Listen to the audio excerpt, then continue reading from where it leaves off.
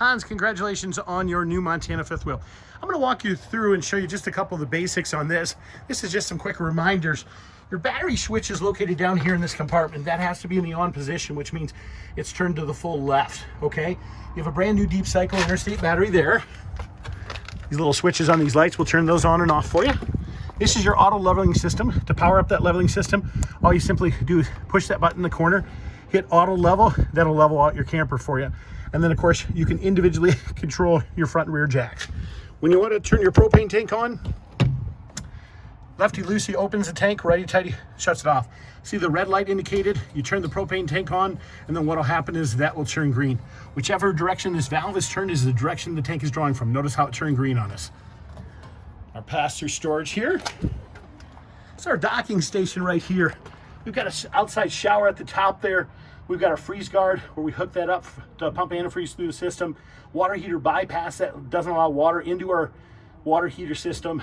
Our city water connection, which is our main connection where we hook and fill our hose from. What we do on the city water connection here is we hook a garden hose up into here, and we want to go fill the tank. We go normal fill, normal flow, that's city water. That fill, that actually pumps water into the tank. These are your gate valves for your sewage and waste. These are your low points to drain out your water in the lines. So all you do is open those up like that to drain those systems out. Additional solar connection there. And then of course your cable hookups. You have an additional gray valve, which is located back here. This is simply for a galley tank. Here's your valve. Don't forget to put your sewer cap on before you leave. Your refrigerator, this is an exhaust for moisture.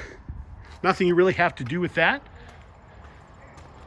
So we have a 25-foot, 50-amp power cord here, which you simply attach to there. There's a little indicator light on the top that lets you know there is power to that cord. Let's walk around the outside here. We're going to walk you to the inside and show you the basic operation of some things on the inside of this camper. Your steps will simply swing up into the door position for those.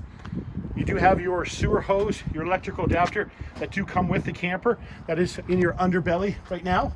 As we walk inside the camper, I'm going to walk around and show you a couple more basics. We've got our central vacuum system on the right-hand side here. The pieces to that are typically located underneath the bed. In front of me, we have your fuse box. In your fuse box, we've got fuses at top. That's your 12-volt, breakers at the bottom. Simple reset on those. Your main control center is located here. This controls your ceiling fan at the top here. This big round switch, max air. This turns on your interior lighting. When they're blue, it indicates that the lights are on. Simply push this down, which will tell you the indication of the battery as well as the various tanks. When you want to operate your water pump, all you have to do is push that on. It'll build pressure and automatically shut off. To operate your gas and electric hot water here, simply push these buttons and that'll turn those on. This is additional lighting, accent lighting throughout the camper, the power switches to slide your awnings and your various slides out. This is your thermostatic control for your furnace and your air conditioning. You'll notice it's in the off position now. We simply toggle through, hit that a couple times. Our fan kicks on, hit it again. Our air conditioning will kick on, and then we adjust the temperature setting with the up and down arrows. Real simple, straightforward. These first two switches here are to control overhead lighting when we walk inside the door and your center island light. I'm going to show you the basic operation of your refrigerator. Your refrigerator is an automatic refrigerator, which means it goes to the most convenient power source. All you have to simply do is push this. That turns the refrigerator on and off. Once that turns on, you switch to the auto position. Auto position means it goes to the most convenient power source. So if you're plugged in, it's going to go to electricity. Or if you want to manually force it to gas, you can do that as well. This simply adjusts the temperature. Temperature setting is right up here. Directions and instructions are also on the side of the refrigerator door. To operate your stove, real simple operation. What we wanted to make sure we do first is fold back the stove cover. To turn the stove on, we simply turn it to the flame and then twist it, and that'll turn that on.